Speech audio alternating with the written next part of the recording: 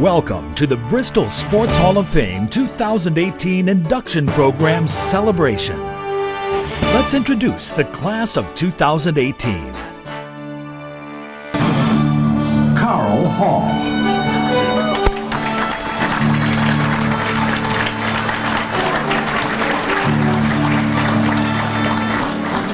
Paul Nabu Sr.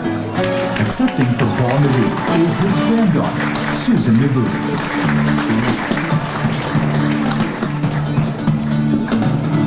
Maury Libera.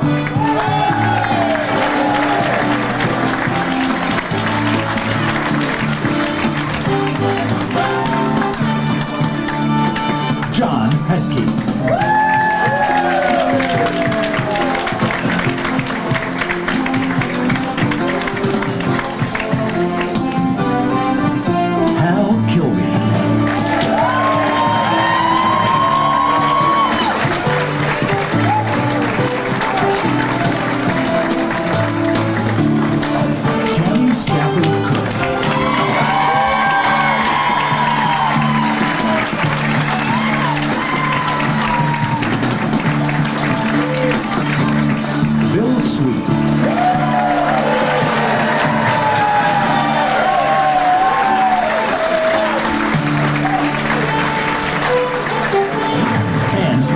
Ziotis.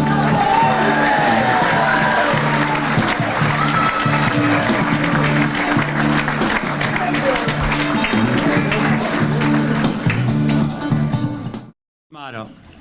Joe DeFlippi, Gail Erickson, Bob Freemuth, Joanne Galati, Chris Giglia, Mike Giovinazzo, Jack Hines, Mary Ellen Holden, Beth Lafferty, Phil Manarino, Dave Mills, Spec Monaco, Bob Montgomery, Mike Moran, Tom Moylan, Rick O'Brien, Bernie O'Keefe, Gary Palladino, Phil Pirog, Dave Raponi, Willie Rochert, Ed Swickless, Ray Talion, Don Titus, Ginny Tereso, Michael Walton, Mike Ziogas, Jim Ziogas, Bob Zisk, and the Bristol Tramps organization. Let's have a round of applause for our Hall of Fame.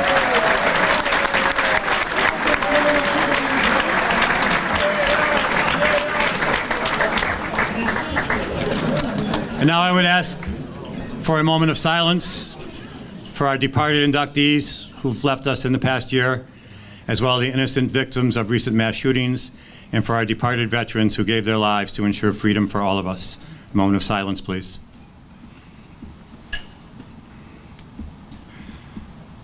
Thank you. The colors of our country being in place, I would ask that you all please rise and join with me in the Pledge of Allegiance. I pledge allegiance to the flag of the United States of America and to the republic for which it stands, one nation, under God, indivisible, with liberty and justice for all. Thank you. And now I would like to call on Father Joe DeShaka to give the invocation. Father.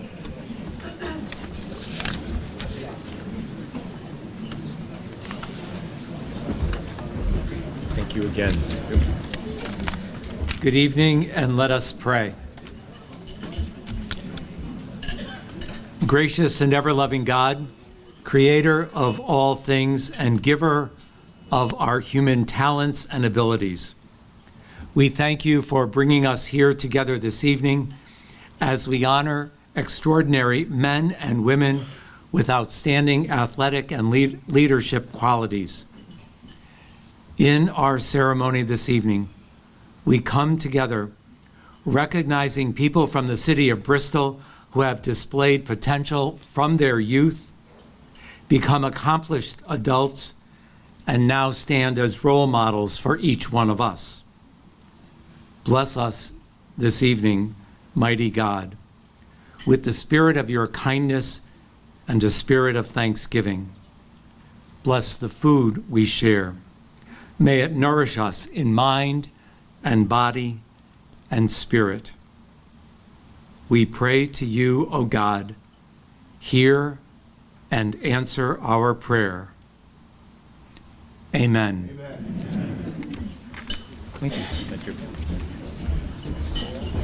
Thank you. If you've not already started, please enjoy your salad while we continue with the rest of the program. But please give me your attention too while you're doing that. Thank you. At this time, I would like to introduce, may I have it quiet, please? Introduce city officials who are here with us today. City Councilman Dave Mills. City Councilman Peter Kelly. City Councilwoman Mary Fortier. State Senator Henry Martin. And former Mayor Art Ward. And now it is my pleasure to call upon the President of the Bristol Sports Hall of Fame, Jack Hines, for words of welcome.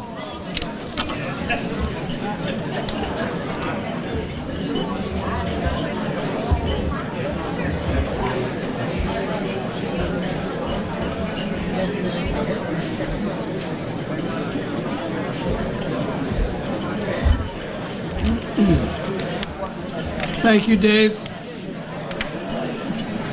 Good evening. I know I speak for the officers and directors of the Hall of Fame when I welcome you and thank you for attending tonight's induction program.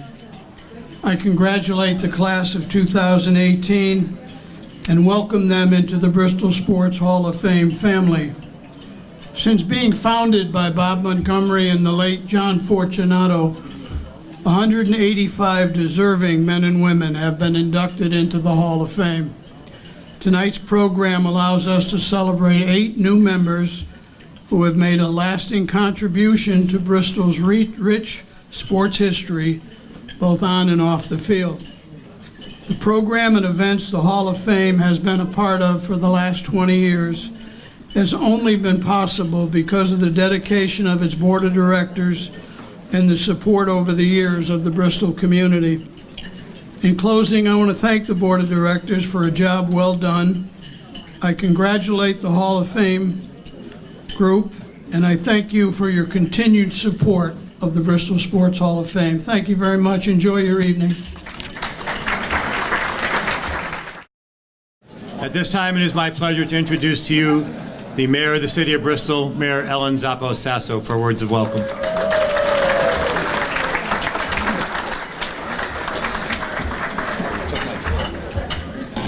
Good evening, everyone, and thank you for having me. This time last year, this dinner was one of my first events after being elected. And I'd like to say thank you to everyone tonight who has said, how's it going? How's the first year? And I can tell you that for the last year, it's been both good and bad. You get the calls about the E. coli and the water department distribution system that potentially services ESPN. Okay, we can deal with that. You hear calls in the middle of the night about SWAT teams going out or fire department engine companies being dispatched to other towns to provide mutual support, and you think about those guys and whether they're going to come back, and you can deal with that. You think about code enforcement and the people that on a Friday afternoon in the summer you're evicting from their apartments because they can't live there anymore, and we deal with it. But when you get a call from your park department superintendent and then you get a text from Chris Casson, and you think, whoa, I wonder what this is about. There is nothing that has struck fear more in the last year than to hear the park superintendent say, not quite sure Muzzy's gonna be playable on Thanksgiving Day. So, I stand before you today saying we are going to make that work, and on behalf of all those names that are on that back wall and the traditions that are so important here, just be kind when we think about the budget in the spring and it costs me lots of money to restore that field. Thank you.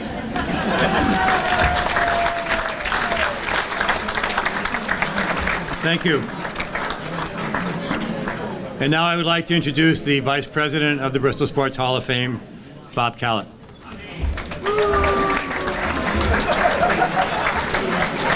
Thank you, Dave.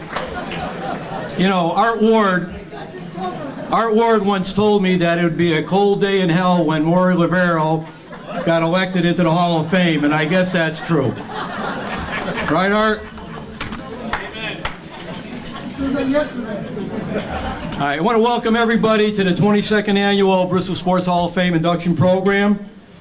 Shortly, we will meet the class, hear from them, and officially welcome them in. But first, a few announcements.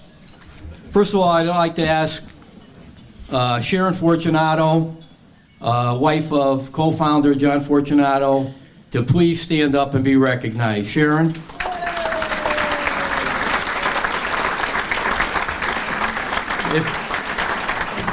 Sharon, without John and without Bob Montgomery, we would not be here tonight.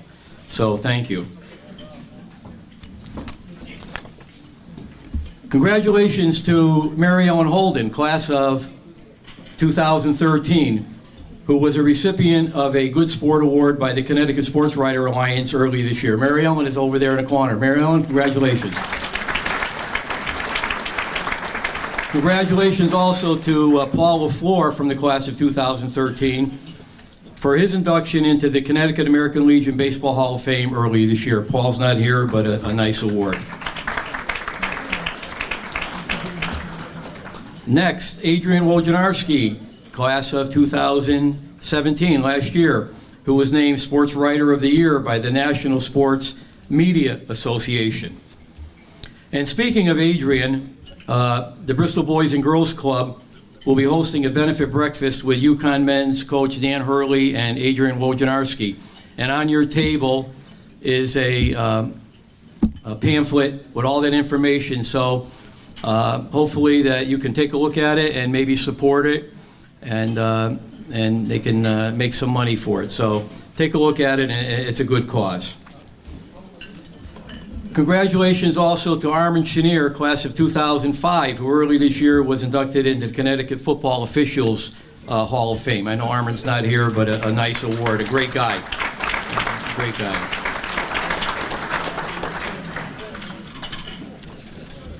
And finally, congratulations to Chris D'Amato, Spec Monaco, and Chris Watts, who were honored by the Tramps earlier this year. Chris D'Amato and Speck are here. I know Chris isn't, but congratulations to those individuals for that nice award.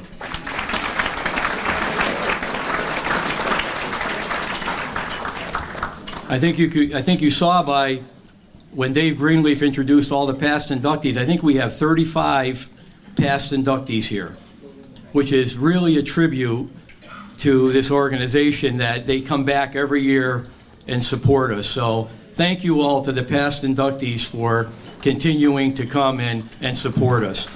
And as you can see by these awards, some of these inductees are still receiving, getting into Hall of Fames and getting into recognition, so they're not stopping after they've been inducted. Now, the Hall of Fame has a very successful program at the Historical Society this past June entitled The History of St. Anthony's High School Sports. John Fasola chaired it, and it included Maury Lavero, Phil Manarino, Bob Fiandella, and Tom Burke. And I know that John, Phil, and of course Maury is here, so those guys did a great job, so I just want to thank you again for putting on a great program at the Historical Society. Now, after the St. Anthony's program, I received an email from an individual who suggested something for our program for next year. Now, this individual suggested that we do a program titled The Sports History of Dave Raponi. Now, I'm not sure if this will work, but I do want to thank Dave for making that suggestion. Thank you, Dave.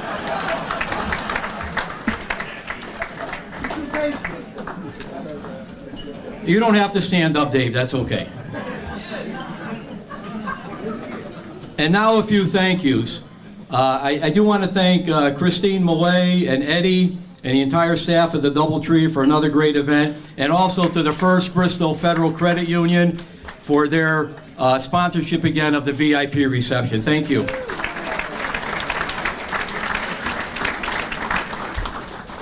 Special thanks to Patty Callett and Pat Parenti for working the registration table again this year. They're really pros at it, so thank you, ladies, Pat and Patty, for doing that. And just a reminder that Nutmeg TV is again taping this program, and on your tables is a schedule when tonight's event will be reshown.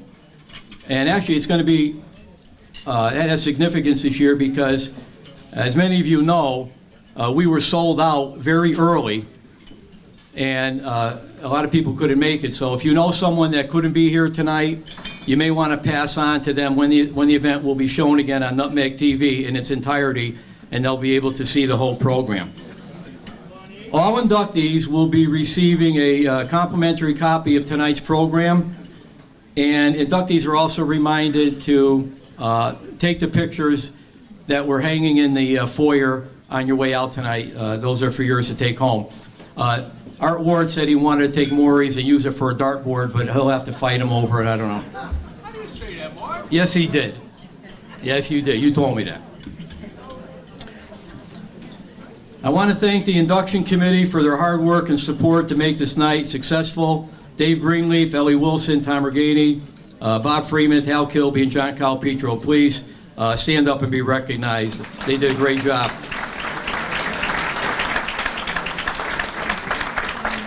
I also want to thank all the directors for their support to make this induction booklet successful.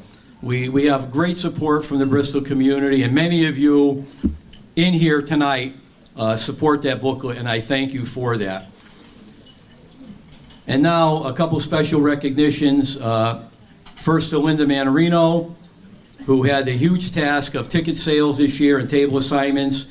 So I think Linda might be in the hallway, but anyway, I'd like to give her a round of applause for all the work she did. And another special thank you to my co-chairman, Hank Lodge, who again this year, not only maintains our excellent website, but puts in numerous hours preparing the pictures you're going to see later on tonight. So Hank, stand up and be recognized, please. Where is he? Oh, he's in the back. Okay.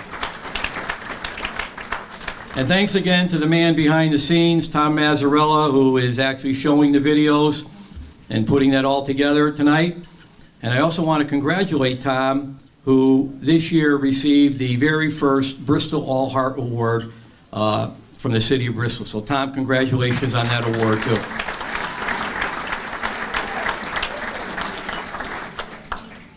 I would like to encourage everyone to visit our excellent website, bshof.org, where you can see past inductee speeches. We have a vast variety of scrapbooks of Bristol sports organizations with pictures and information, and you can also nominate individuals online. And also new this year, thanks to Tom Mazzarella, we do have a new Facebook page for you to view to keep updated on our Hall of Fame events. So a lot of information out there on the Hall of Fame if you are so inclined. And now at this point, we will have our annual Alumni Moment segment. Tom? Good evening. Thank you, Tom, for those kind words. If my parents were here, my father would have smiled and my mother would have believed you. And thanks to the selection committee for considering me worthy of induction. I understand the vote was 5-4. Just want to get away from script for a minute and tell you how it kind of started and why I'm glad they had a community service category, because I knew I wasn't going to get in on the athletic side. And getting to know the legendary coach, Jack Ramsey, a little bit, after talking to him 3 or 4 times, I said to him, Coach, I'd like to give you a little bit of my background. I said, I'm 5'6", 200 pounds, and 15 years ago, I held Johnny Egan to 36 points. I said, can you use me? And he said, I'd like to suggest you stay in banking. Can you hear me in the back? Okay. I was speaking a couple of weeks ago, and some guy in the back said, I can't hear you. The guy in front said, I can hear him. Why don't we change seats? Tonight, the achievements of a number of individuals are being recognized as primarily gifted athletes. In basketball, we recall a great pass to a teammate makes us think of Willie Ross Shirt and Darryl Floyd. In football, memories of John Benzinger. In baseball, the ping of the ball as the ball connects with the bat. You have to think of Matt Wilson and Joey Jandreau. The ball connecting with the bat is something my friend Mark Siogas never experienced.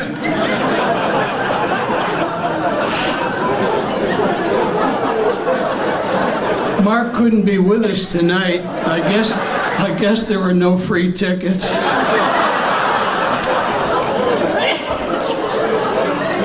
He's gonna kill me.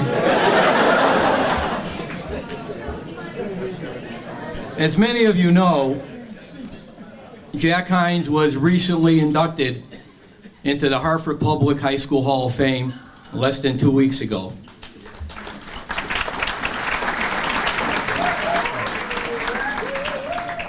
And tonight marks the last official duty of Jack as president of the Hall of Fame.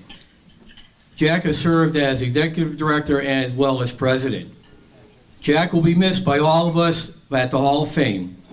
We wish Jack the best as he now takes on a well-deserved break from all he does for the Hall of Fame. We wish you the best, Jack, so please stand up and be recognized for all the work you've done, not only for the Hall of Fame, but for the community.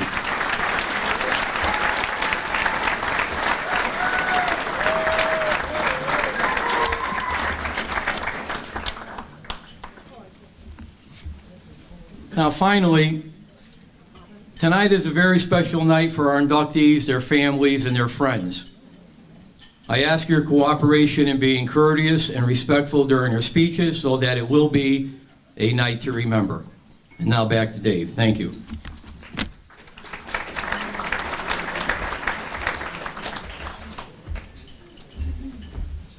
Thank you.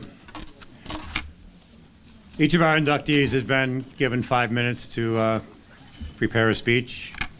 I've just been asked to remind you all that the weather outside is getting colder and the roads are starting to get a little slippery, so stick to your script and stick to your 5 minutes. Now it's my pleasure to introduce the gentleman who has presented our awards for all of the last 22 years, Mr. Tom Monahan.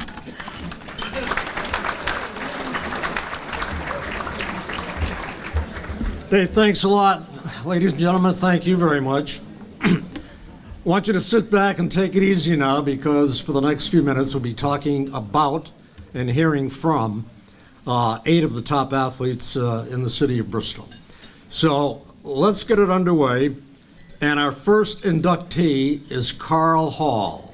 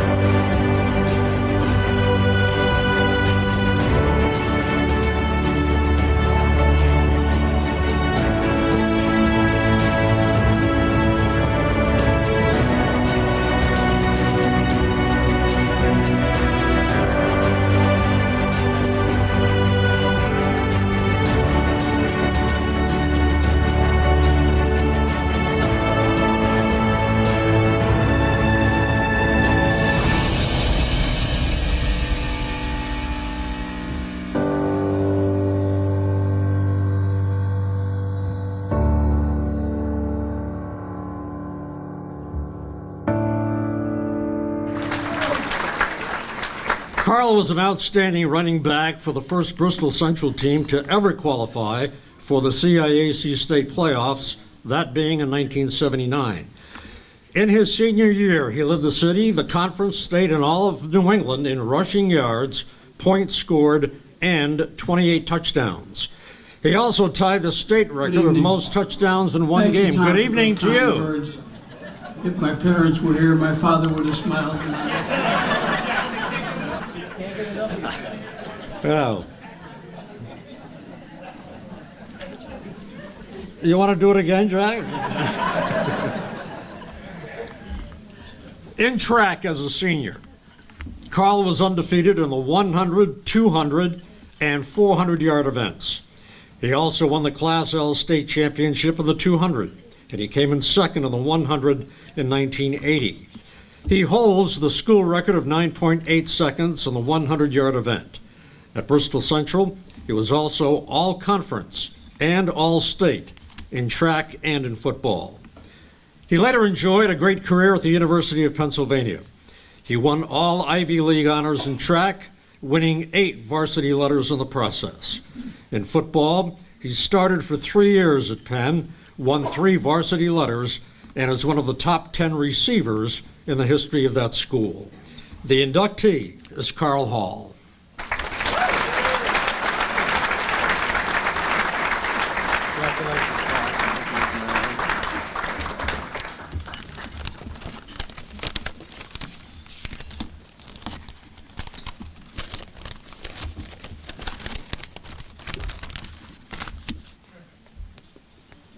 I hear you, Jim. Take out my cheaters.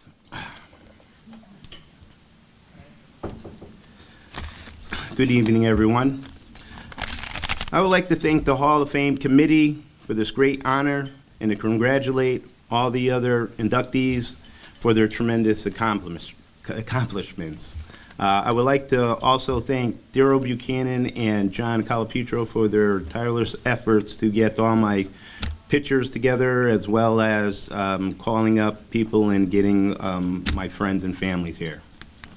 First off, I would like to thank a person who is always around but hardly gets the recognition that he deserves, and that is Dave Greenleaf. Dave kept the stats for our team, and it was a very integral part of my success. He would come in and let the coaches know how we were doing, how many first downs we were giving up, and how many yards I needed in order to achieve my accomplishments.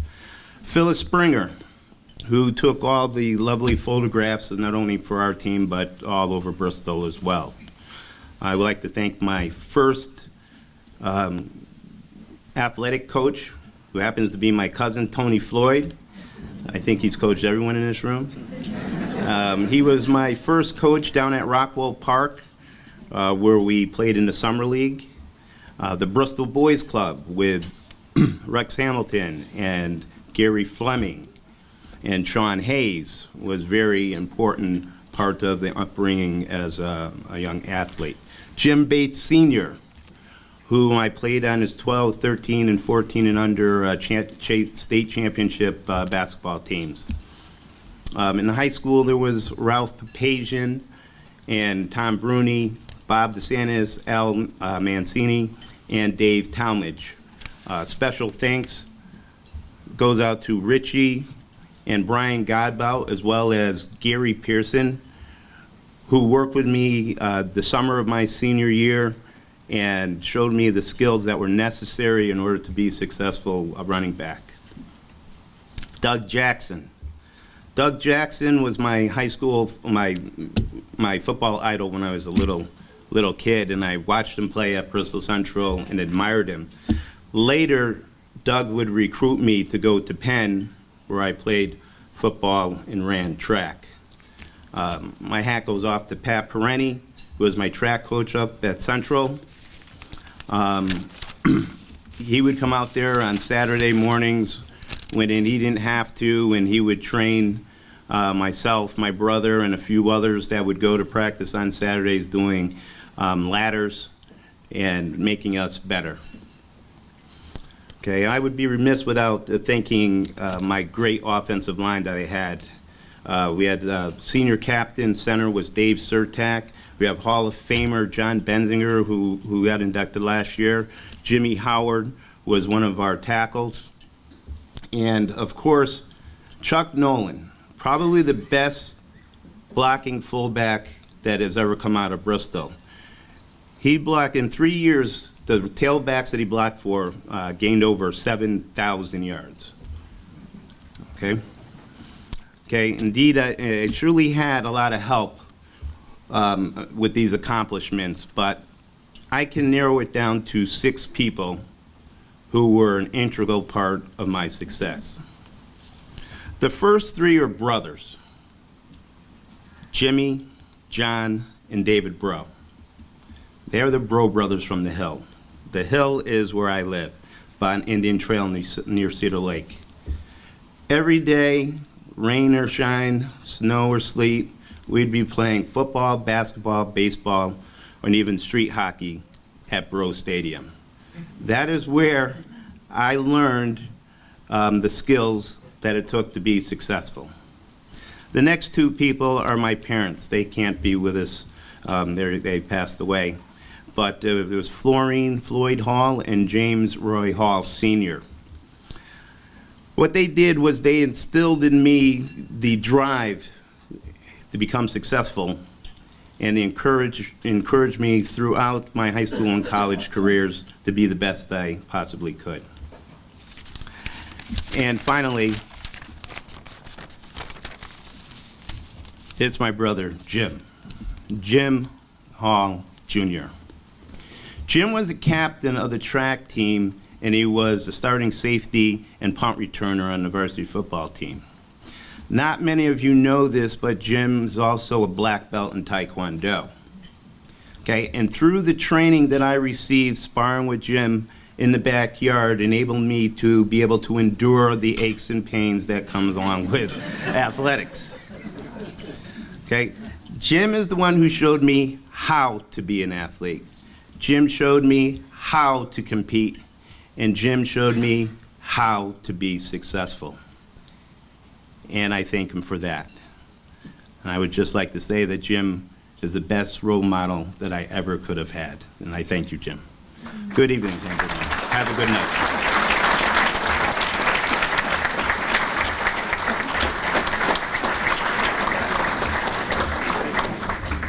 Good job, Carl. Our next inductee is the late Paul Naveau Sr.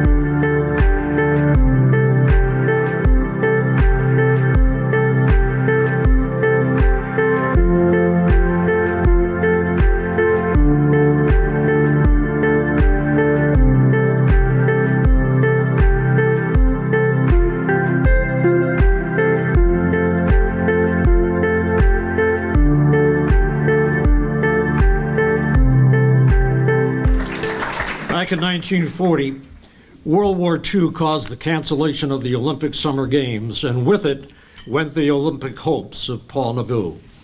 He was a member of the Bristol Boys Club's Strength and Health Club weightlifters from 1935 through 1950. He was a multi-Connecticut and New England weightlifting champion. He won his first state title in 1936, and he did it again the following year.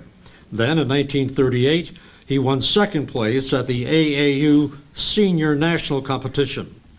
In 1940, he won the AAU Championship and received a letter from the U.S. Olympic Committee inviting him to take part in the 1940 Olympic Games. But because of the war, that was not to be. He set state records in the press and snatch and a national record in the clean and jerk competitions. His total of 565 pounds was the best in the nation for his class in 1940.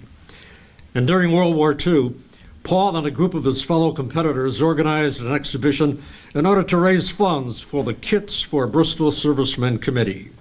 They sold tickets for $1.80 per person, and they raised $519.48. Darn good amount in those days. So let's welcome into the Hall of Fame tonight the late Paul Naveau Sr. and accepting for Paul his granddaughter, Susan Naveau.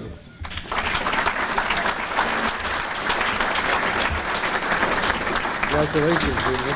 Thank you. Thank you. I'm Susan Naveau. I'm the granddaughter of Paul Naveau Sr. I'm here tonight with Paul's son Donald, his daughter Arlene, daughter-in-law Jeanette, and several of his grandchildren and great-grandchildren. And we would like to thank the Bristol Sports Hall of Fame for this wonderful honor. I would also like to thank Bernie O'Keefe for being just so helpful and so kind in getting through this process. Paul Sr. died in 2002 at the age of 86. And although he is not here with us physically, I know he's here in spirit tonight. He wouldn't miss this. Paul was more than just a resident of Bristol. He loved this city and established himself in the community in a variety of ways. As a young person, he was an active member of the Bristol Boys Club and their Strength and Health Club weightlifters. He went on also to volunteer at the Boys Club, where he instructed and supervised young men who were eager to learn the sport of weightlifting. He was very proud, as we all are, of his many weightlifting awards and accomplishments. Paul also served as an auxiliary officer with the Bristol Police Department for more than 25 years. He's fondly remembered as the officer directing traffic in and out of St. Anne's Church every Sunday. Paul was also very proud of his decades-long career as a local meat cutter. He worked for years at Fulton's Market, Pettit, Snazzo's. My siblings and I recall a childhood memory where we came to visit him at work. He took us for a tour behind the scenes, and we watched as he lifted a side of beef, which was almost as big as he was, off the meat hook and tossed it onto a table. And I was recently told that he had quite a reputation for lifting alone what would normally require two men. So it's very meaningful for my family to be here tonight to honor and to remember Paul Sr., to keep his memory alive, and to know that he'll have a permanent place in Bristol's history. So again, thank you for this honor.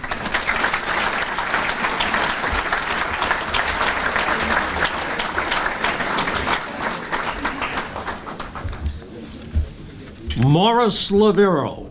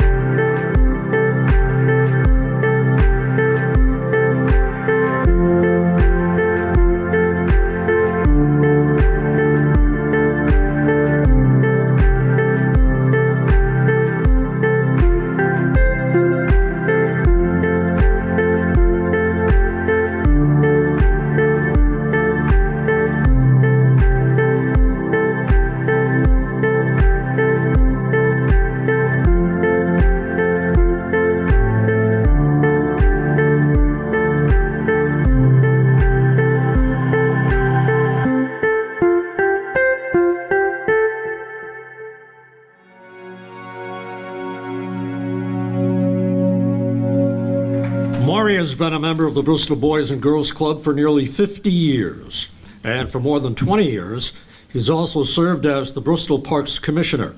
In both capacities, he has helped shape the lives of the city's youth, not only in athletics, but also away from sports, a key factor in the daily lives of the kids in the city in Bristol.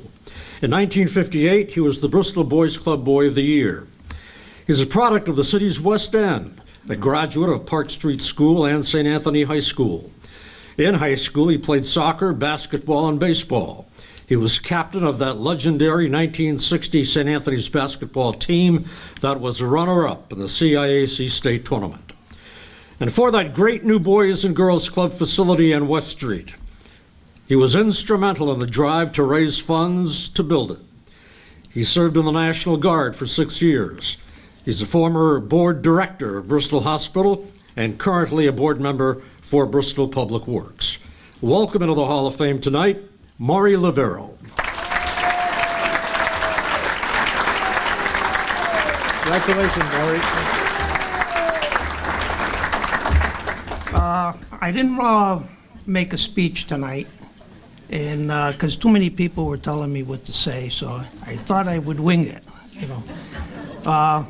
I'd like to congratulate the other honorees. It's an honor to be in the class of 2008, which is, I think we have a very nice group. All my life, I've been involved with sports in Bristol in one way or another. And I think Bristol is one of the best sports towns there is in Connecticut. And because of that, I think we have the best volunteers you can find anywhere. We get so much done in Bristol. Wasn't for the volunteers, we wouldn't have Little Leagues, we wouldn't have American Legion, any sports, and we wouldn't have the best Boys and Girls Club in the United States right now. And that's all because of volunteers. And when they asked me to get into this, I really didn't want it. But then I thought about it, and I got to see firsthand what this committee does to keep sports going in Bristol. All the work they do, it's unbelievable. And they have, my two lead people that I had a contact was Bob Callett and Bob Freeman. First of all, Bob Callett said, if you mention me, you could talk as long as you want. And then Bob Freeman says, you got to say something about me. So I said, what could I say? So Bob was probably one of the best baseball coaches there was around, and his record proves it. And he always says to me, you gotta keep working, you gotta do things. I was Bob's coach at the Boys Club, and he's telling me what to do now. So, and there was one word, Bob, what was that word you always told me about? Bob, where are you? What's that word you always says about, worst word in sports? Potential. Potential. Now, I got to say this, when I was Bob's coach at the Boys Club, there's not one kid around that had more potential than Bob. And before I finish, I want to introduce my family. I have my two son-in-laws here tonight, and I wish they would stand. Kevin Ward and Mike Heimbach. And my two daughters, Debbie and Diane. And then my two grandkids, there's Ella Ward and Adam Ward. And I can't forget my wife, Pat, because I did that at one affair one time. So, Pat.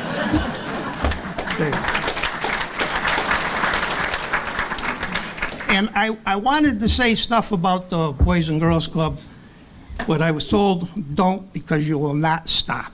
So, thank you to the committee. You guys just do one heck of a job. I saw firsthand this year, and keep up the good work. There should be like a Hall of Fame just for the committee, because look what they did tonight to bring these people, and it's all done with volunteers. Great job. Thank you.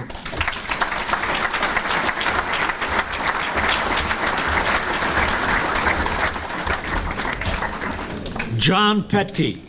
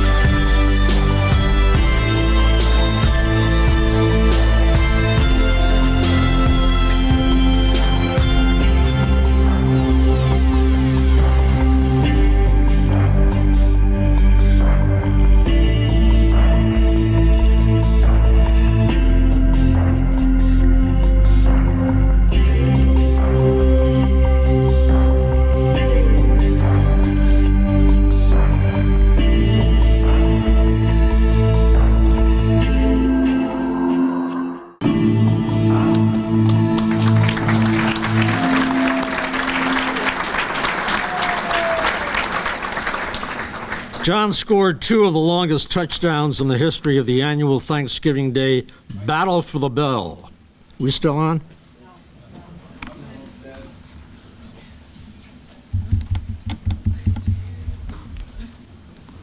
I didn't touch it.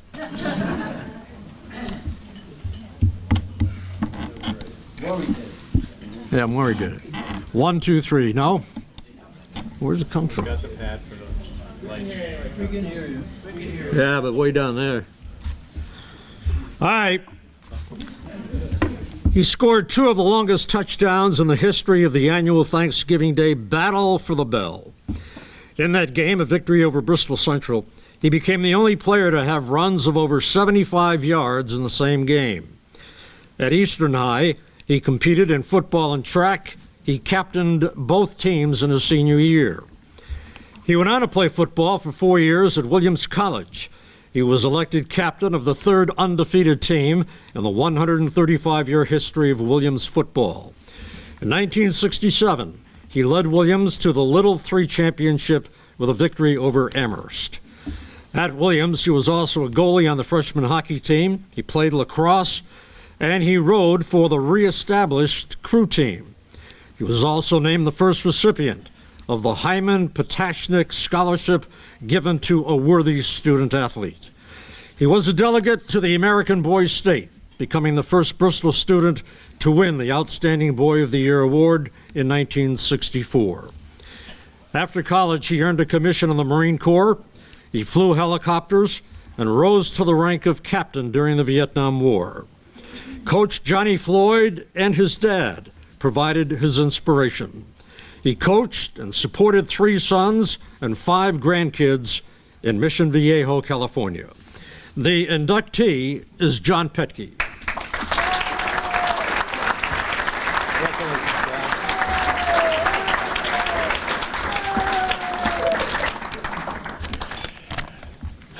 Thank you, Hall of Fame. Please accept my sincere thank you for your honor tonight. Actually, I not only want this award, I need this award just to get a seat at my table. My wife, Mimi, of almost 50 years, was inducted into the Skidmore Hall of Fame 3 years ago for her effort in basketball, tennis, captain of the ski team, 40 years as a certified USGA on-course rules official. She returned to competitive golf as a grandmother and won league championship, and she's caddied for all of her boys at the California State Amateur Championships. Mimi and I required our 3 boys to excel in academics, and first they produced degrees in civil engineering, political science, and communications before any of the sports secondary accomplishments were considered worthy. They were all front yard, all backyard, all league. Adam led the league in home runs. Sam was all football player of the year. Jonathan was a state champion in football and baseball at Anaheim Stadium. He chose Berkeley over Harvard and Yale, where he went to Omaha in his first year. He came to Cape Cod in the summer, and he led the Cape Cod Baseball League, batting .400, and was named an All-American and signed with the Cleveland Indians for 3 years. You can see that your Hall of Fame award just gets me a seat at the table with these people. Even more impressive than earning degrees and succeeding in sports, our boys did something unprecedented in NCAA history, and you saw it on the documentary, and I'll just tell you this. We got the worst call on a Friday that a parent gets. Dad, they want to kill the Cal baseball program, and I'm mad. I'm not going to let it happen. And he didn't. He rose with the foundation to raise $1 million in 29 days. And the school said, oh, no, it's not $1 million. You have to raise $10 million to save the program. 5 months later, a phone call came from the dugout at University of Arizona where the coach said, Sam, you did it. You raised $10 million, the program's back, I've got my job, we're going to Omaha. For the last 10 years, the boys have competed for the ability to create an endowment for that baseball program, and they've given to kids in their school, which is the philanthropic commitment that parents can enjoy more than anything academic or athletic. A lot of you know my little brother, my little 6'3" brother, Joe. He played basketball and baseball at Eastern. He loved Jimmy Bates and the Legion program. And he went on to play college basketball for Don Perno at UConn, and he went to become a Marine infantry officer. And after his Marine career, he trained himself to be a scratch golfer. And he was in the golf industry for years. He was at Yale as an assistant pro. And he could get you on any golf course from New York to Maine. Joe was a very gregarious and engaging guy. But he said his Hall of Fame moment came when Jennifer Thompson agreed to marry him. And Jennifer's here tonight with Joe's daughters, Rachel and Erin. And Erin just set all the Bristol Central High School diving records, which shows you another reason why I need this Hall of Fame just to get a seat at this table.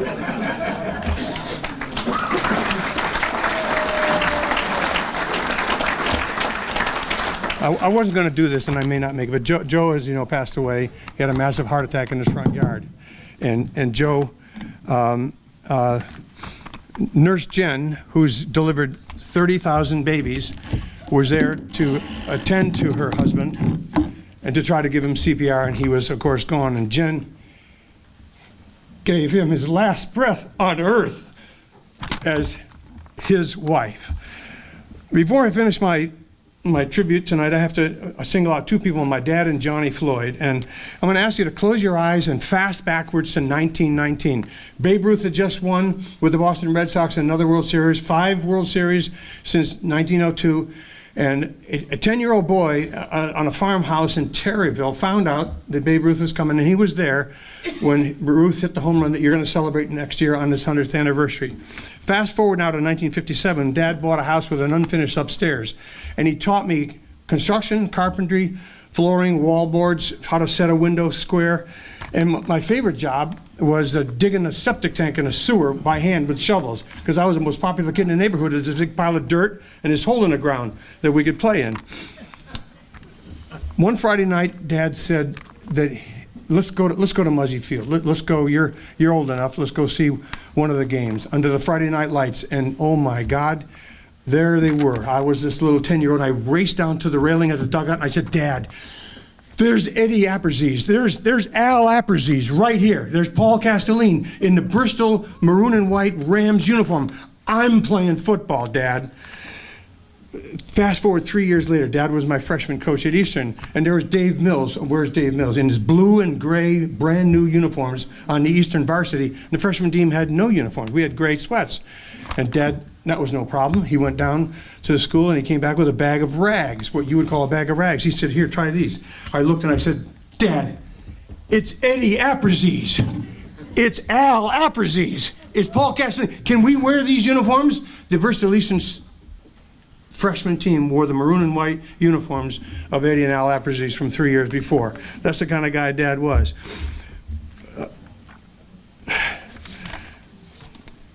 After freshman football was over, I tried out. I abandoned baseball. I realized you can't steal first base. I was a runner. I wasn't going to be a baseball player. I tried out for the track and field team.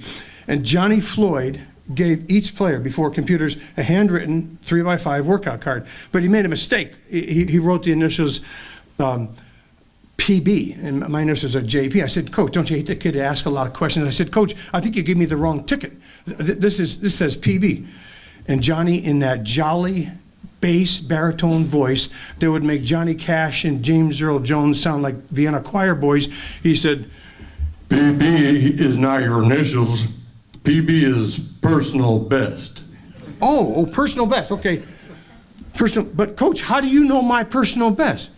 I don't know. Only you know your personal best. Now let's get to work. My favorite drill with Johnny was he took us across King Street to Page Park where the grass was greener and nicer than on the eastern fields, and he said, take off your shoes and your socks. But Coach, that would mean we'd be barefoot. That's right, Einstein. Guess who the Einstein was? Now just run and come back and tell me what it feels like. He made you feel like you could run faster than you could. That's what he did with everybody. That's what my dad did. He saw the best in everybody. Give me a minute. Coach Floyd. Coach Johnny M. Floyd. Coach Johnny. Coach Petke. Coach Walter Gerhard Petke. Coach Dad. Where do you find people like this? You find people like this in Bristol, Connecticut. Thank you very much.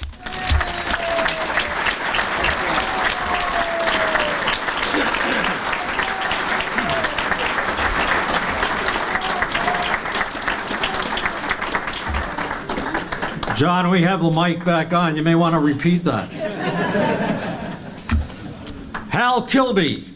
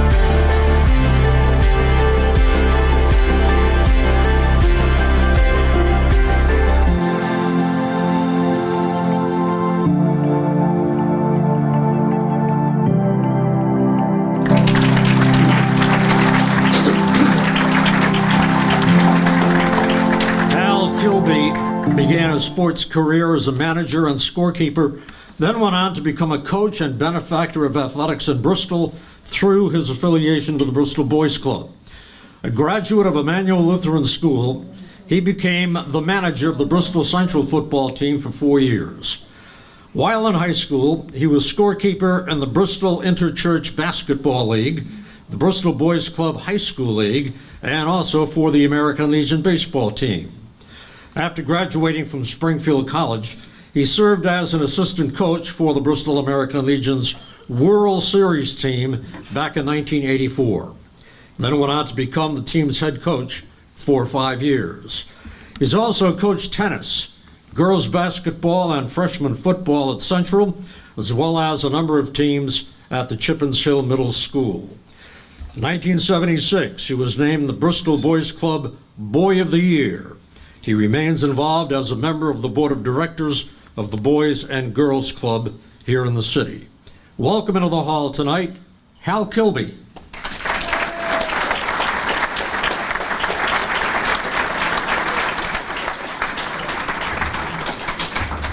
Congratulations, Hal.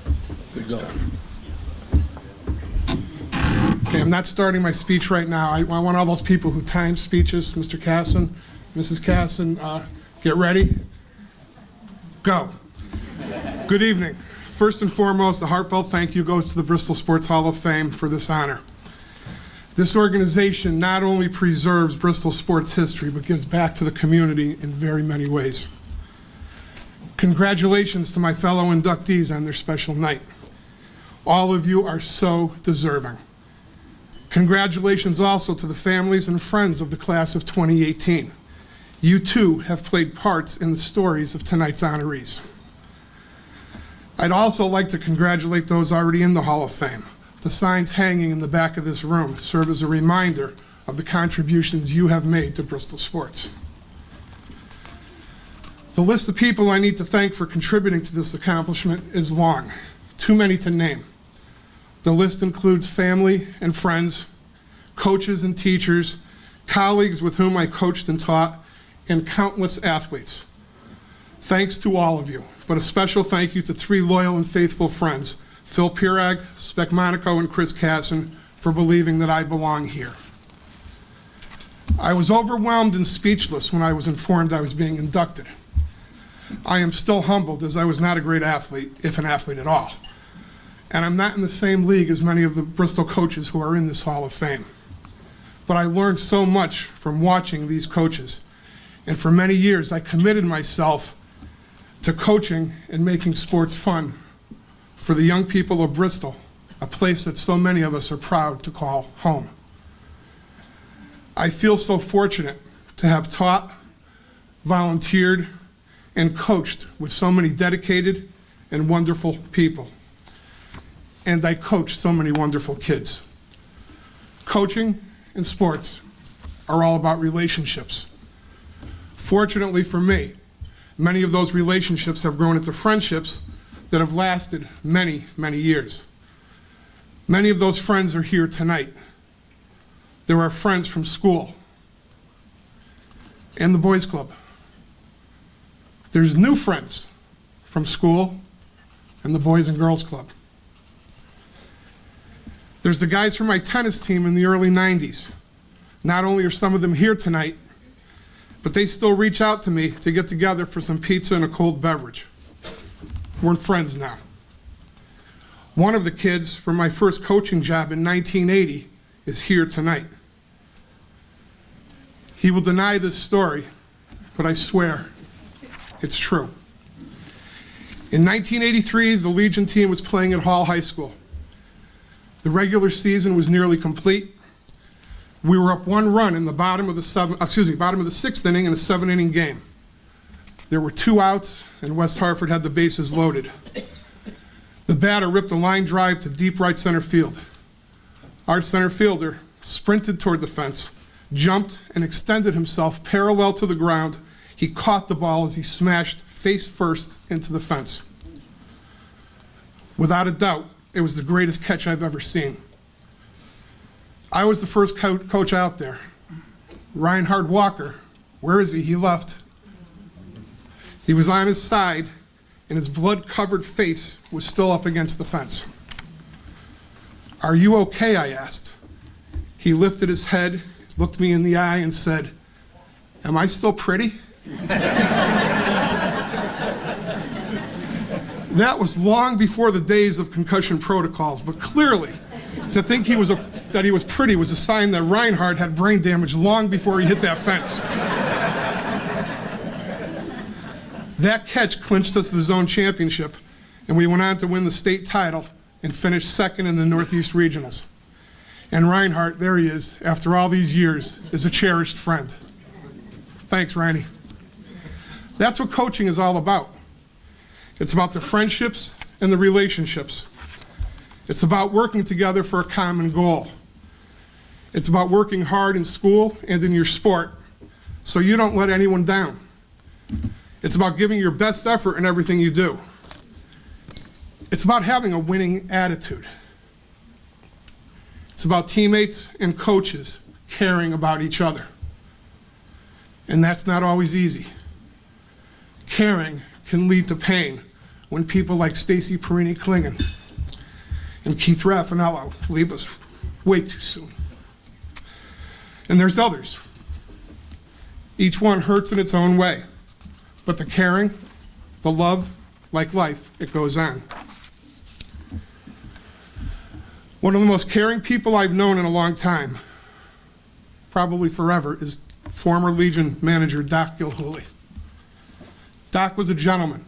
He cared about everyone, friend or foe. Many of you probably don't know this about Doc, but he was extremely superstitious. On days of big games, he would cut his lawn multiple times. Thank goodness his lawn was about this big. He would also eat next to nothing on those days. It caught up with him on the night of the state championship game in 1983.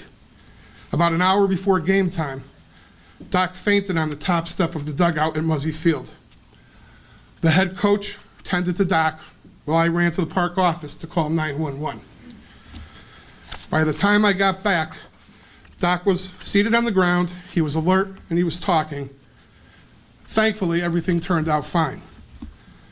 Several days later, I was talking with Doc about winning the state championship and his passing out on the field. At one point in the conversation, Doc told me that he knew that he had not died and gone to heaven. "Doc," I said incredulously, "how could you possibly know that?" "Easy," he replied. "When I opened my eyes, the first person I saw was Tommy Burns."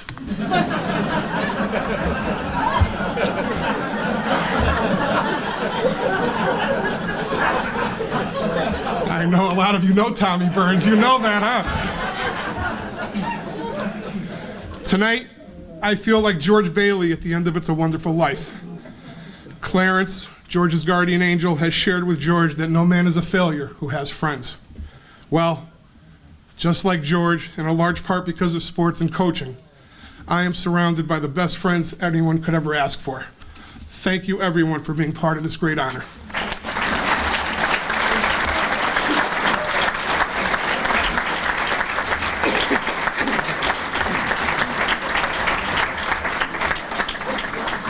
Our next inductee, Tamara Stafford Kirk.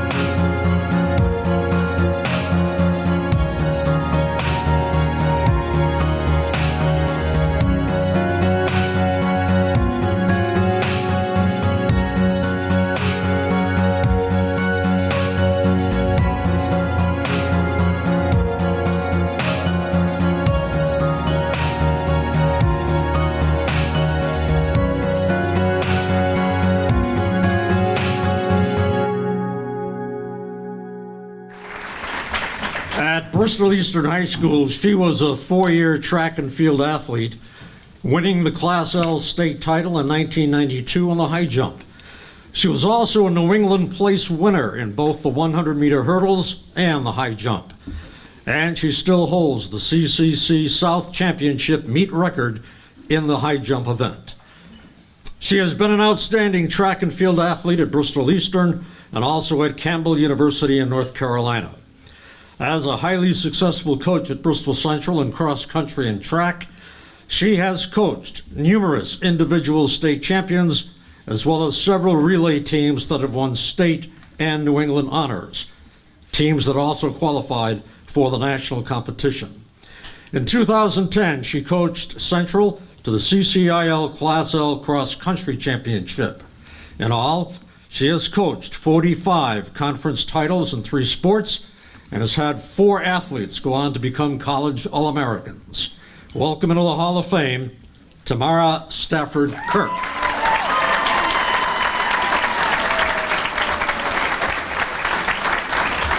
Congratulations, Tamara. Well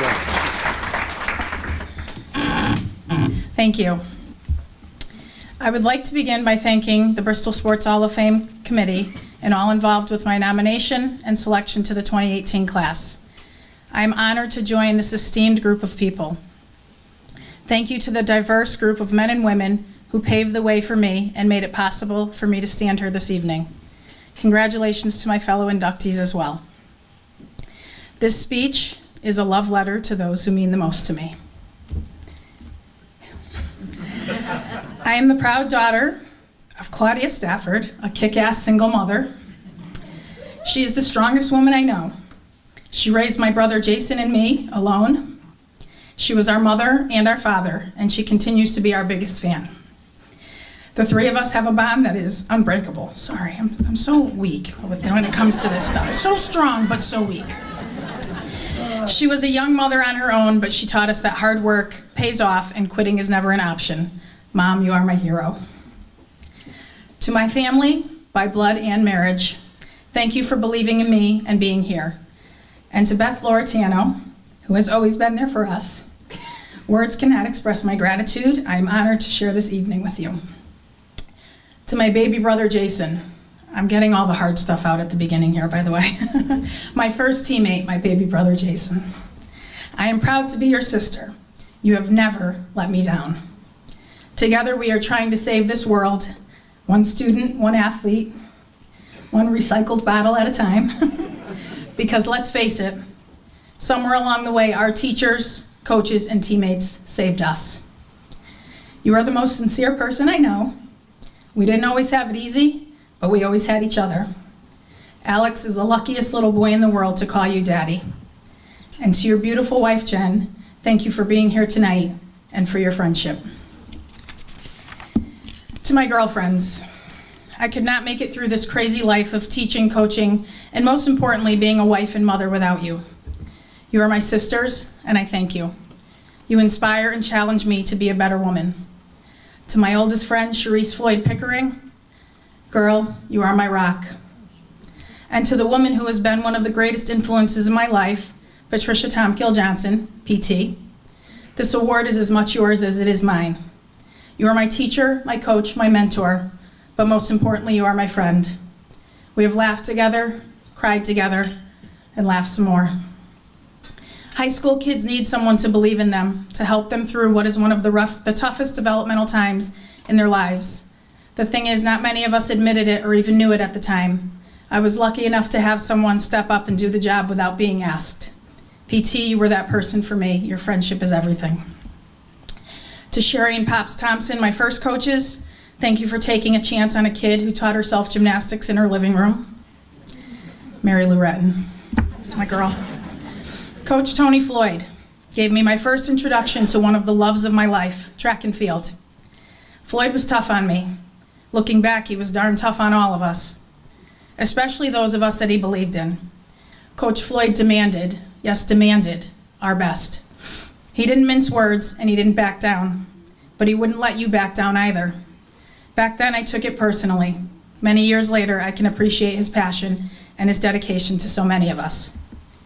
To my BC family and the people in the Bristol community who have supported me along the way, including supervisors, principals, coworkers, and many others, thank you for making my job so rewarding.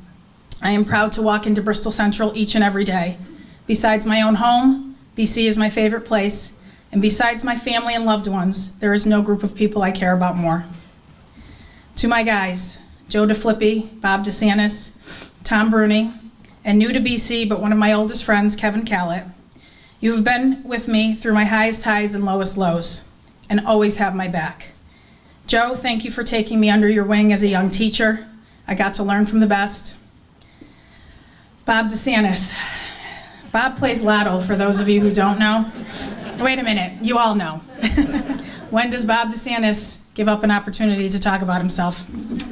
Sorry, Bob. Mostly Bob talks about what he would do if he hit lotto. But yesterday he said to me, and I quote, "We already hit lotto. Phys ed and athletics didn't need me. I needed it." He was very enlightening this week when I needed it most. Bob, you are like a father to me. As your work daughter, I give you permission to retire in June.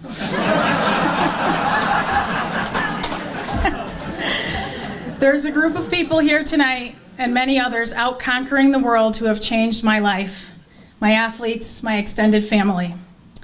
To the countless athletes I've coached who toiled behind the scenes without recognition, I commend you. You have built our programs and you will always be the backbone of who we are.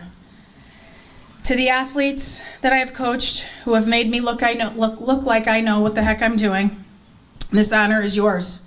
You have done the work, given of yourselves fully, and most did it blindly, trusting in the process. From Nicole Nolting, Jillian Sullivan, and Stefan Jordan, three of my first athletes, to Kanan Conrad, one of my recent graduates running at Southern, and all the athletes in between. Look at what we did. Look at what we are doing. You did this. It hasn't been easy. It's a grind, but we love the grind. The title coach is one of my most cherished. I helped raise many of you. I will always refer to you as my kids. When I think back over 20 years of coaching my beloved teams, I don't think about the wins and losses. I think about the relationships, the faces, the people. I know I'm successful because of the bond that I have with you. To all my current and former athletes and the parents and guardians that trust me with your children, thank you. Being your coach is the greatest accomplishment of my professional life. And to my athletes that have come back home, unbelievably 5 of them, thank you for giving me my second wind. Matt Boisenalt, Kevin Taylor, Paul Ruskowski, Kiara Bonilla, and Alasia Griebel, it is my turn to learn from you. I am honored to coach beside you. To the 2018 BCXC Boys Cross Country Team, Class L runners-up, and to all the BC Cross Country and Track and Field athletes that are currently part of our programs, keep dreaming and believing. A dear friend recently sent me a Nike ad that reads, "Dreams have no expiration date. Don't ever forget it." I'm almost done. To my husband, Doug, God bless you. God bless you for putting up with me. From all-day track and cross-country meets to my sleepless nights over coaching decisions, tough losses, and the students and athletes I worry about daily. You are the person I want to start and end my days with. You accept me for who I am. You have made my hometown our hometown. We are raising the 2 most amazing girls in the world, Lily Simone and Emmeline May. We are proof that teamwork does make the dream work. I love you. My favorite event as a track and field athlete was the 100-meter hurdles, and the race is a great metaphor for life. Life is a never-ending hurdle race. It feels so good to clear a hurdle, and when you get really good at it, you start to clear them with ease. You run over the hurdles with grace and speed and feel unstoppable. But don't get lazy, because the better you get at it, the faster the next hurdle comes at you. No matter how good you get, you're going to hit a lot of those hurdles. Some hurdles will even knock you down, oftentimes when you least expect it. I have always gotten up and attacked the next hurdle, and I always will. Lily Simone and Emmeline May, there is nothing you cannot conquer. Always be genuine, always think before you speak, always be relentless in the pursuit of your dreams, and always surround yourself with people of integrity. Never settle, ever. You are my girls, my heart and my soul. No award in the universe will ever top being your mama. I love you up, I love you down, I love you all around this town. Thank you.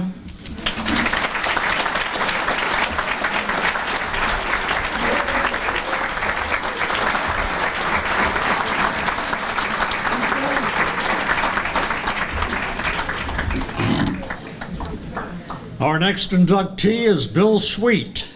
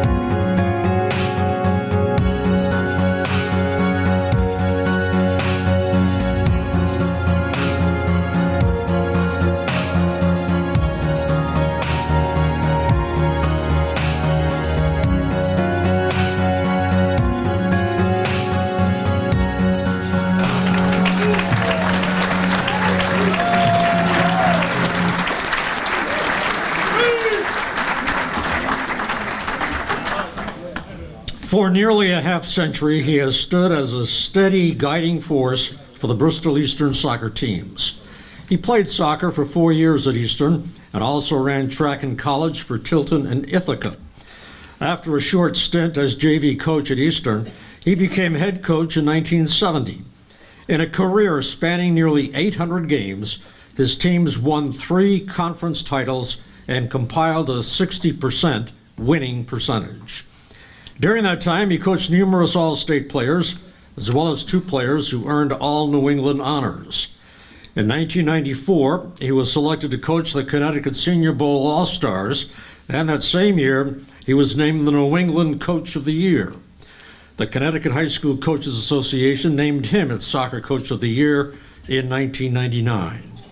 From 1992 through 95, he led Eastern to 43 consecutive regular season wins without a defeat.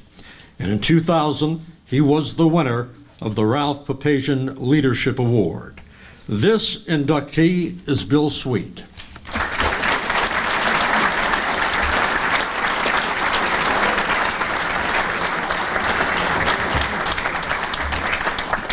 Congratulations, Bill. Good call.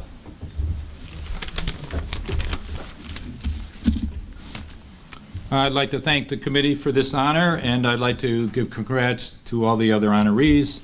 And if I might mention Todd Ziogas, because he's coming next, but he was a joy to have on the field. He played with a smile on his face, and he gave us energy every time he played.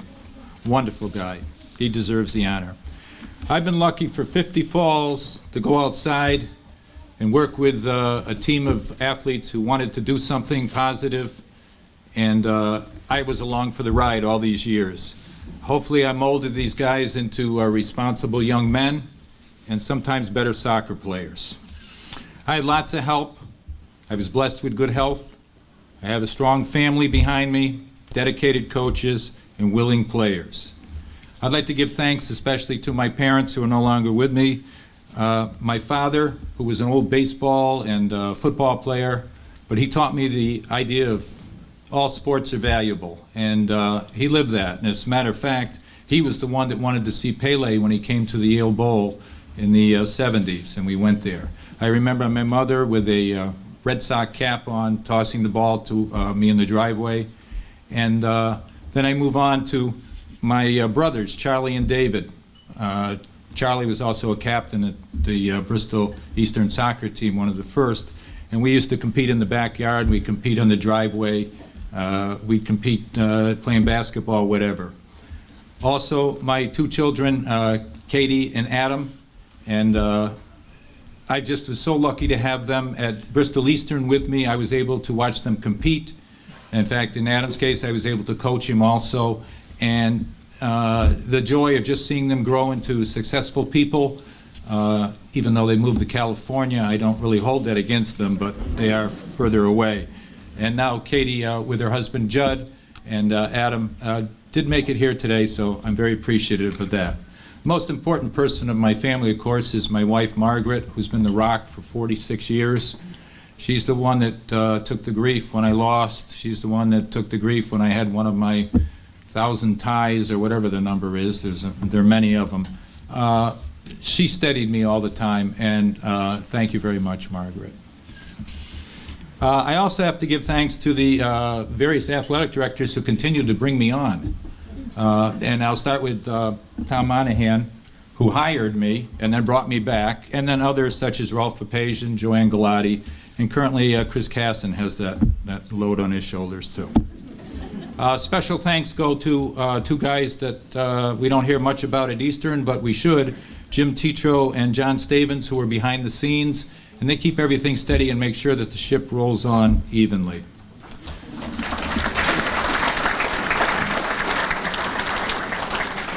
When I set out in the summer of '69, sounds like a song, but Bryan Adams. Okay.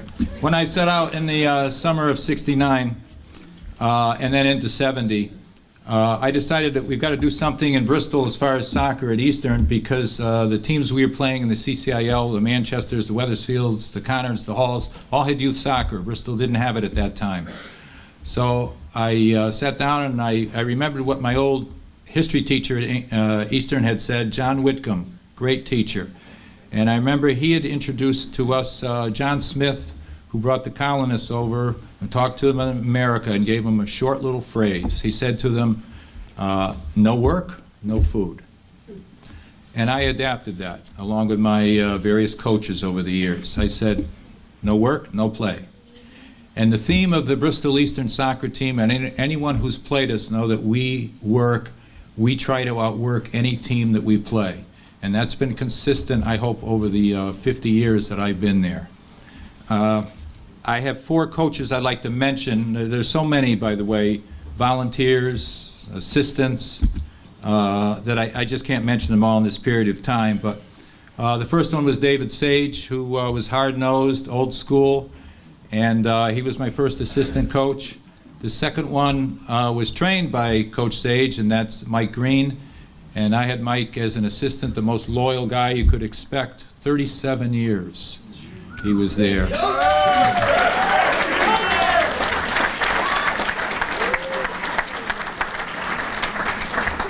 And in those 37 years, he was constantly honing his trade. He was a great developer of conditioning. He looked at every way we could condition the athletes, because if we're going to work, we better be in shape. And he also worked to improve himself coaching goalies. And as many people who follow soccer know, we had some of the best goalies across the state for many years, and we still do. The third guy was trained by Coach Green, and that's Bunty Ray. And many of his fans are here at the tables, I understand. But he's a master tactician, a great motivator, and I've also named him now as my public relations director because of all the people that have come. The last person I'd like to name as a coach is Jerry Yates, who was the captain of my team in '81. That year we won a tournament game for the first time. We'd been in the tournament a few other times, but we won an overtime game. A guy named Kirk Gabrielson kicked in a goal. The reason I mentioned Jerry, he was a single captain, the first one I ever had, but he went on to become president of the Bristol Soccer Club. And Roland Corbin had done so much work in Bristol with soccer, and Jerry picked up some of this along with some other fellows, but he became the guy who put together the charter for the Bristol Soccer Club, and he secured basically the soccer field that many of my players have played on in the last 20 years or so, the Bristol Junior Soccer Club field. So I really like to thank Jerry for that. Oftentimes at banquets at Bristol Eastern for soccer, what I do is I bring out a bag of balls, soccer balls, and I announce various rewards, and then I take the ball and I kick it right to that player. Sometimes I miss.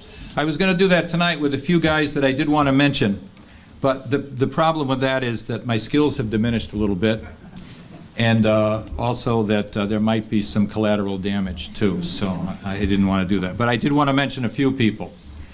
The oldest returning player here is Bob Smith, who I think is sitting in the back. Captain of my first team, 1970.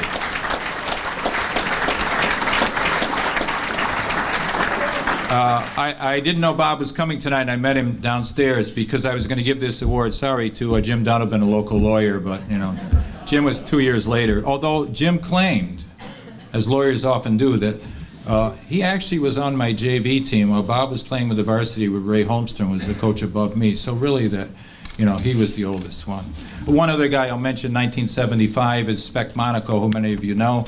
And Speck was my captain in '75. He was my first all-state player.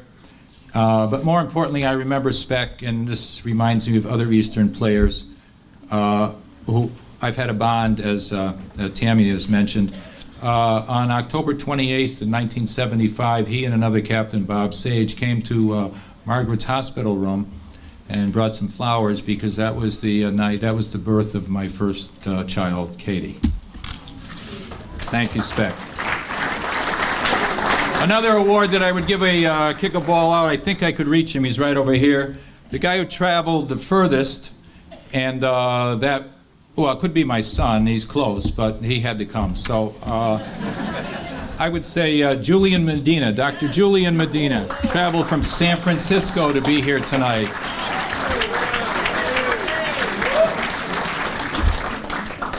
We saw pictures of some of the great teams I have, and I can't mention all the players, but I can mention the guy who put in the greatest free kick I think we've ever had at Eastern.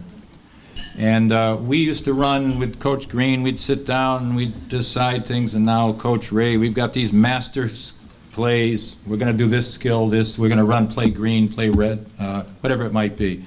So we had a kick at Muzzy Field, and Chris Gillia was there then. And we said to Chris, run, play orange, or whatever it might be. Chris goes, okay. Chris takes a kick. It's not play orange. He puts it right in. And so I can't complain. It's like a baseball coach, you know, bunt, but you hit a home run. Oh, yeah, thank you. Anyways, I asked Chris after the game, I said, Chris, you didn't run play orange. What happened? Chris says, well, I saw a hole. Well, later on we saw a video, or it wasn't a video in those days, a film of what he saw. He saw a space between the wall that was set up, had about this much between it. That's how accurate he was, and that's probably the reason he had 63 goals. But that was the greatest kick I've ever seen. For all the players that have played over the years, when we play Central, it's quite a game. And I'd kick 2 balls out for this one, and I'd go to the same table here. Some of the greatest moments I can remember were the speeches at halftime given by either Coach Green or Coach Ray. And those speeches scared me. I mean, I would stand by the door just in case something broke loose. But any of you that remember those, I can remember one just 3 years ago with Coach Ray. We were down, I think it was by a goal, and normally we'd just meet up above on the field at halftime or go into the locker room. And Coach Ray has a knack. If they're 10 minutes in the locker room, he can spend 9 minutes and 59 seconds. And he did a number, and we came out and won the game. So I'd like to say, you deserve the balls that I'm giving you.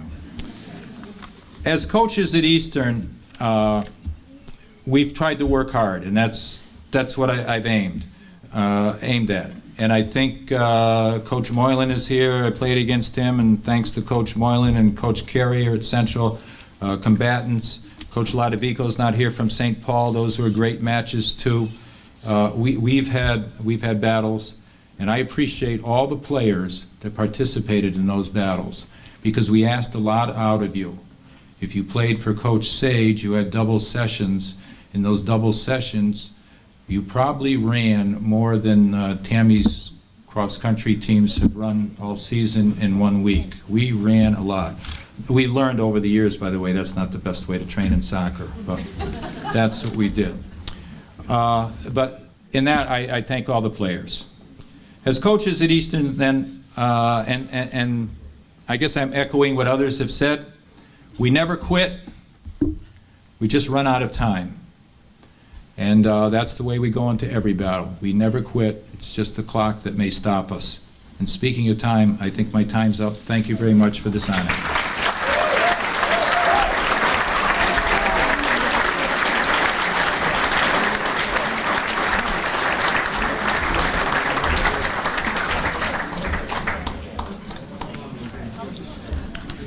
Our final inductee tonight is Todd Ziogas.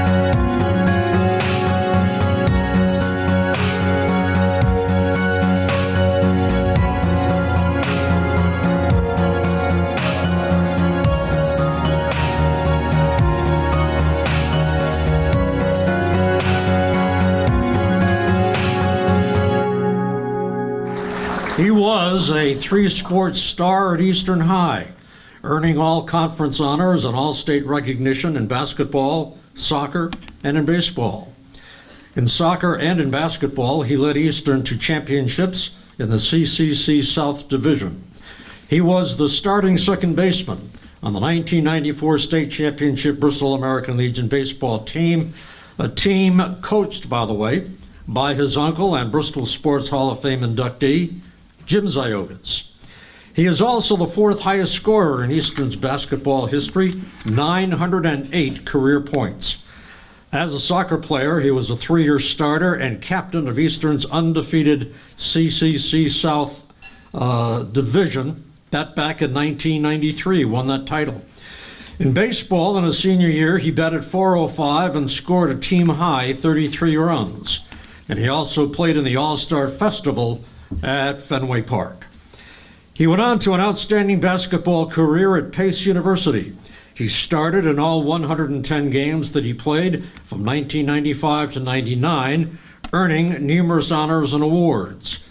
He is the Pace University all-time record holder in career assists and the second leading scorer in school history with 1,892 points. In 2016, he was inducted into the Pace University Hall of Fame. Welcome into our Hall of Fame tonight, Todd Ziogas.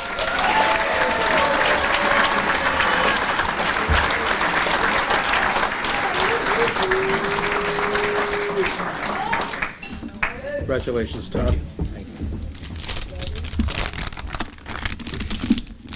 I want to start by thanking all of the Bristol Sports Hall of Fame members and committee for inducting myself and all of the other inductees tonight.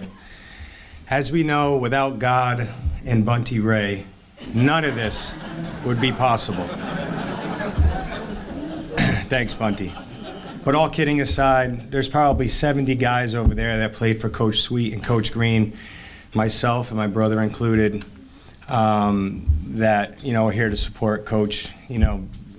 Some of my best times, I was a basketball player, but I played three sports, and some of my best times were with you guys and with all the guys here. So I really appreciate all the time you dedicate to the blue and gray.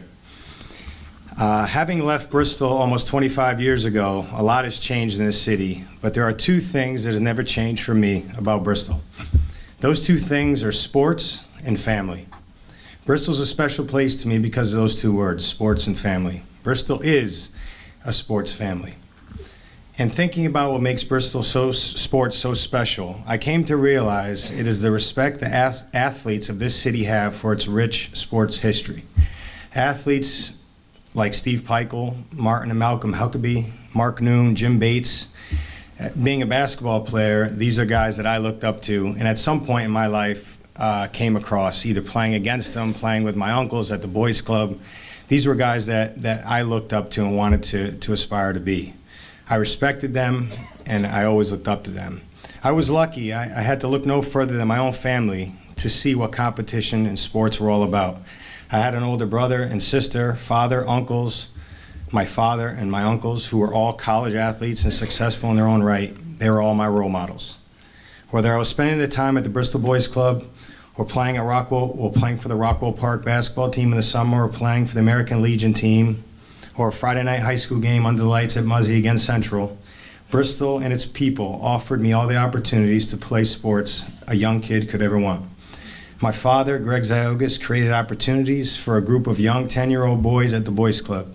Kids like Ryan House, Brendan Floyd, Mike Farrell, Craig Yard, to name a few, were put in the Boys Club van and drove anywhere and everywhere to find competition and teams to challenge us. We would wear the old, as you saw in the picture, the old Plainville High School uniforms that were probably 2 sizes too big. No frills, no AAU, no fancy sneakers, no annoying parents. Just kids being kids and lifelong memories playing ball. I feel old making that statement because times have changed, but it's true. Or as a young middle school athlete, going with my uncle Bob Freemuth and my dad to Cocoa Beach, Florida, for baseball training camp with Plainville High School.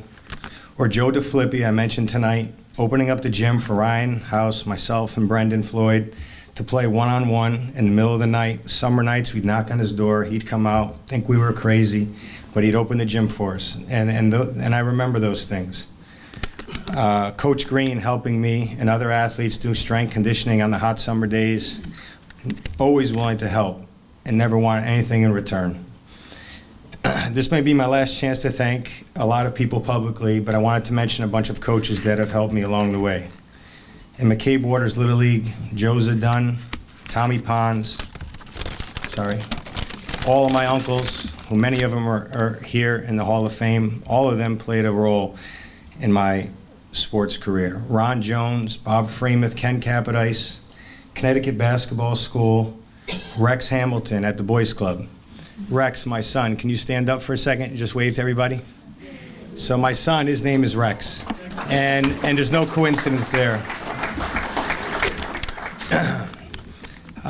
Roland Corbin, Bristol Youth Soccer, and at Bristol Eastern. Chinky Driscoll, Mark Redmond, Mike Green, Bill Sweet, and Coach Giovinazzo.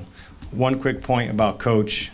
I was able to start, I think they mentioned 3 years in 3 sports, start varsity. And Coach G, I don't think it was ever easy for him as a young, scrawny, athlete to put me in the spot of getting a lot of playing time when we had a lot of kids that were older than me that probably deserved it. But he gave me an opportunity to play from the second that I got involved with him, and I really appreciate that, Coach. You always had the faith. I always knew after the first game my sophomore year, I think Coach Giovinazzo threw his hand through a locker, and I said, for the next 3 years, I just got to figure out how to stay out of his way. And I did. I did what he told me to do. One last coach at Pace University, Darryl Halloran. He's no longer with us. He passed away, actually, during one of my games when I was playing in college in New York City. But he was a gentleman who was very special to me, someone I think about, oddly enough, almost daily, and was someone who really was instrumental in my life. He saw me throw one, I think it might have been a behind-the-back pass against New Britain High School, and he offered me a scholarship on the spot. So, Coach, thank you so much for that. Sports, and especially basketball, has forced me to grow in so many ways I could have never imagined. Basketball has forced me to play and live outside my comfort zone, what normally I'm a kind of, Coach said, a smiling kid. But when I got on the court, I learned that I had to be a different person in order to be successful. It taught me about commitment, perseverance, coexisting with people of all backgrounds, and dealing with success and coping with failure. All of these things have helped me today in managing my own investment management business in New York City. All of these qualities I've obtained from sports and help me every day to run my business. As many of you know, I am a father of 5 children. I cannot do it without my wife, Dana. She is smart, diligent, and yeah, she sometimes likes to yell at the referees, but she loves our kids, and I'm pretty sure she still loves me. To my kids, Grace, Stella, Hope, Rex, and Faith, AKA puppy dogs, I want you guys to find something you love to do. Work at it every day, pursue it relentlessly, and have dreams for yourself. Your parents will be there every step of the way. I have been lucky to have found sports. I wish nothing more for you than to find something you love to do as well. Lastly, to my parents, Mom and Dad, if you could just raise your hand. Mom.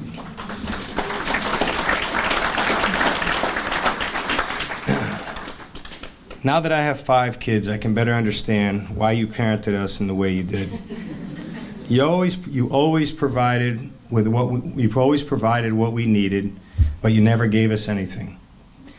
To see your children growing up, play at college athletics, have good jobs, have children of their own, must be extremely fulfilling. I can only hope my children follow in the footsteps of all the other Ziogas family members who use sports as a catalyst for their life. We have watched you both work hard and help others. My mom would cheer when my father would coach Plainville High School soccer and basketball. My dad was always coaching others and helping young athletes. I can remember asking him after numerous games that he would coach, "Dad, I'm hungry. Can we stop at McDonald's?" And he would tell me, "I have to drop off my players in Hartford or New Britain or Plainville first, and then you can eat." That taught me that if you give yourself to others, that it will eventually come back to you. Today, you can see in the booklet, I think there's a picture. I'm the director of a CYO basketball program in New Rochelle, New York. I get excited every time I walk in the gym to coach or work out a young group of kids. It brings me back to the days of the Bristol Boys Club or practice times in the gym with my father. It gives me so much joy. In the end, I moved to New York and I have a family there, but I've taken the values I learned in Bristol and I'm spreading them to a new generation of young athletes. Thank you all for this great honor, and thank you all for making Bristol a special sports family.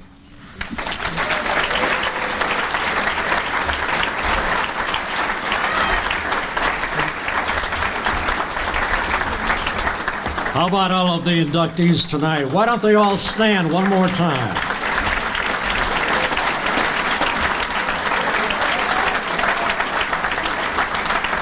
Hey, Dave. Thank you, Tom. Thank you all for being here with us tonight. Before we depart, we're going to unveil the new sign that will join all the others at our next induction, which will be on November 22nd, 2019.